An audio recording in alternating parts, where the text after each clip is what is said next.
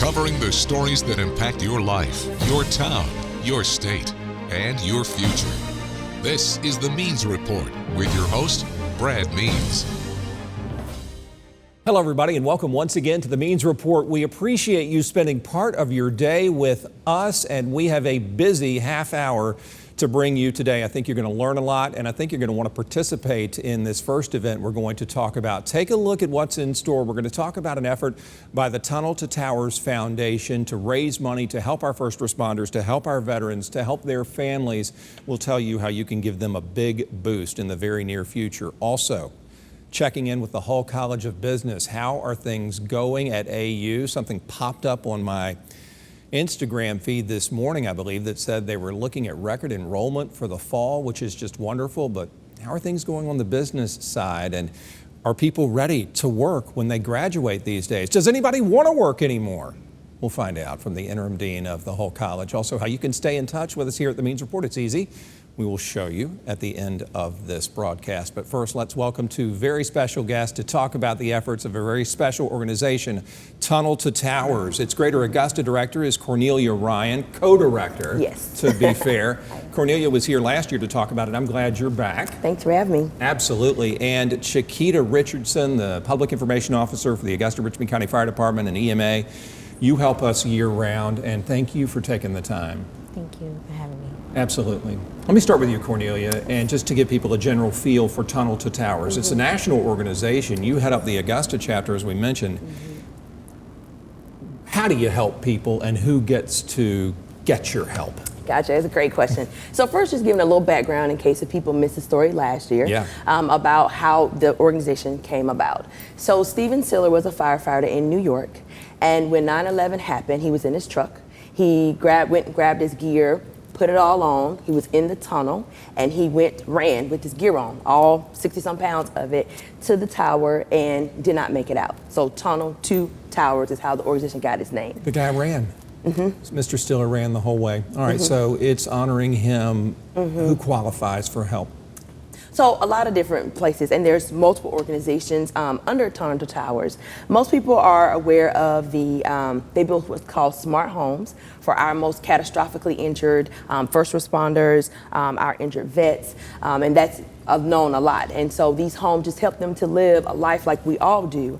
There's also a fallen first responder home program that actually pays off homes and mortgages for those that lose their life in the line of duty, law enforcement, first responders, firefighters. Also, if there was a person with a 9/11 related illness. Also, then they have other programs. There's a homeless veteran program where they help our veterans. So if you go on the website, there's just lots of programs that you can sign up for. There's different qualifications, and all that information is on the website. All right, we'll talk about that as this broadcast goes on. But Chiquita, I want to turn to you now. Cornelia referenced the turnout gear, 60 pounds that these firefighters have to wear. And I want Jarrett to show this to the people because it's hard to lift, and that gives an indication of how heavy it is. Yeah, it is pretty heavy. So with the equipment, with the hat and boots, and, just all of the gear, it ranges around 60 pounds, so it's pretty heavy. So you can only imagine what it took to actually run that far with all of this gear on. Plus his tank. Probably. Absolutely. And mask. Absolutely. When do they have to put that gear on, Chiquita? Is it for every single fire? Is it for motor vehicle accidents? Tell me. So the gear is on the moment that they leave the station, that gear goes on. So whether that's a vehicle accident, whether that's a fire, that gear automatically goes on. So they're wearing it at all times. How do they handle it in this heat? We've had triple digits, it seems, for most of the summer. I can only imagine because I don't have to wear the gear. I'm not a firefighter. So I do not know how they handle it, but I can say that the moment that they get hot or overheated, you see them rotate shifts and they step out and they take it off, and then they get some fresh air as well as some water, cold water, of course, to make sure that they're keeping the body temperature at a good state. Our firefighters are just awesome. We love them so much. We do. Let me ask you, Cornelia, about the efforts of Tunnel to Towers. We're looking at 22 years since 9/11. Have you seen the foundation just grow so much since then, or would you like to see it grow more? Tell me where y'all stand. Absolutely. Again, just the multiple programs. Like I said, it started off with just building the smart homes, and now it has expanded.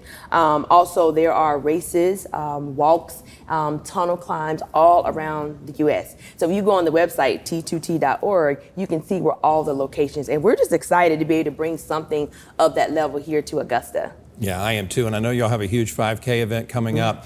Tell me about that. When I hear 5K, I think, oh, this is only for people who can run, the super good athletes. Tell me about that event and who's welcome.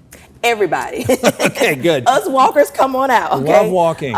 So we like to actually just market our event as a family-oriented event. If you want to come walk with your dog on a leash, if you want to come walk with your kids in a stroller, but if you're also that athlete that wants to run, you're more than welcome.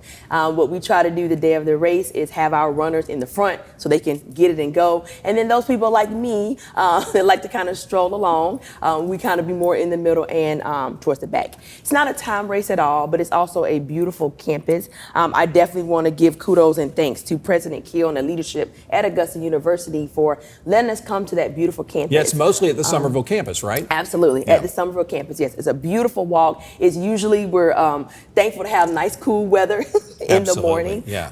But on that day, it's not just about the race itself. The event starts at 8 o'clock. And we actually start with, and I want to make sure I acknowledge the partners that we have. Sure. Because there's a ceremony in the morning time. And so we do have the Richmond County Sheriff Office under Sheriff Roundtree. There are people there that are speaking on the program. The Richmond County Marshal Office under Marshal Lampkin. The Augusta County Fire Department EMA Office with our Chief Burden. The City of Augusta Mayor's Office with Mayor Johnson, and the City of Augusta Administrator, Ms. Dowse. So those individuals make up the program that starts at 8 o'clock. Yeah. And because this is just a city community, effort.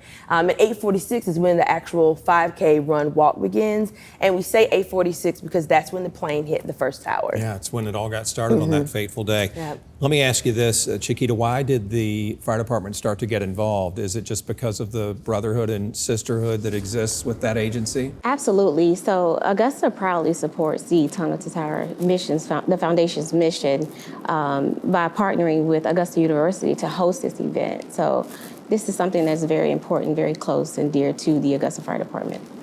Can local businesses take part? People always like to form teams, Cornelia, for these types of things. Yes, absolutely. So there are multiple ways you can do it. You can come on site. We would love to have you out September the 9th. You can sign up on the website. You can get a team. And I know people like that friendly competition. So if you want to compete, call a friend and say, hey, we're doing a race. How don't you, come on, join in with us. We kindly accept donations. And also you can even do it virtually. Yeah. Let me ask you both this question. And it's just about 9/11 itself, 9/11/2001. Has too much time gone by where it doesn't maybe resonate with younger people? I'll start with you, Cornelia. What do you hear from today's young folks? Do they realize what went down? So I'll say growing up as a kid, my grandfather was just a history buff, and he would talk about, oh, I remember when this event happened. I couldn't relate at the time because I either wasn't born or I was a baby. And so I feel like 9/11 is kind of along the same lines. Us here, we can remember that moment, where we were, what we were doing. I remember the exact place I was standing when it happened. So we have that never forget moment for us. The website, Tunnel to Tower, actually has developed a 9/11 Institute. And it's a curriculum because they understand children, okay, younger generations, some were babies, some weren't born. They don't have that same connection with 9/11 like we have. And so on the website, they have curriculum. So school teachers, educators, it's something on there. It's already on the website. It's free to download. It is broken up by grade span. So if you teach the primary grades, like first grade, there's information for them, but there's also information for the older children. Now that's helpful. Y'all thought of everything. What about your peer group, Chiquita? Does 9/11/2001 hit home still? It does, and I would piggyback off of what she has said. There's only maybe 3 things personally that I can remember that are very important. And not Tunnel to Tower, but the 9/11 event is definitely one. I remember exactly where I was in class when that actually took place. And I remember my teacher turning on the television and everybody just went silent. And I remember crying.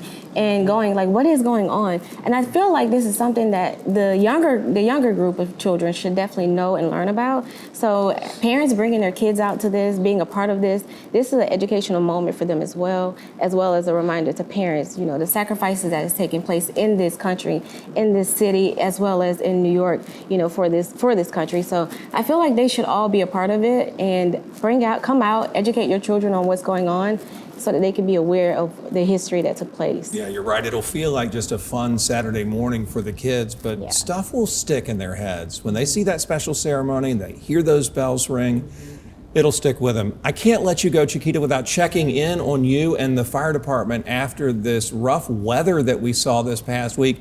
How's everybody doing? Did y'all make it through?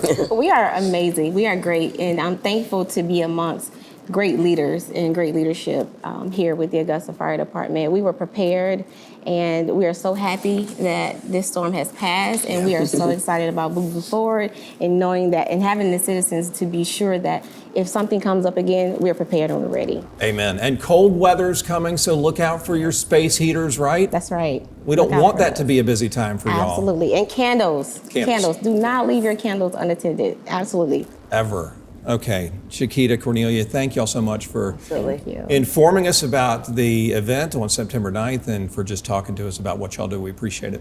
Yes, thank you for having us. Absolutely. When the Means Report continues, we'll check in with the Hall College of Business at the aforementioned Augusta University, find out how things are going on campus and career-wise for these young folks when the Means Report continues.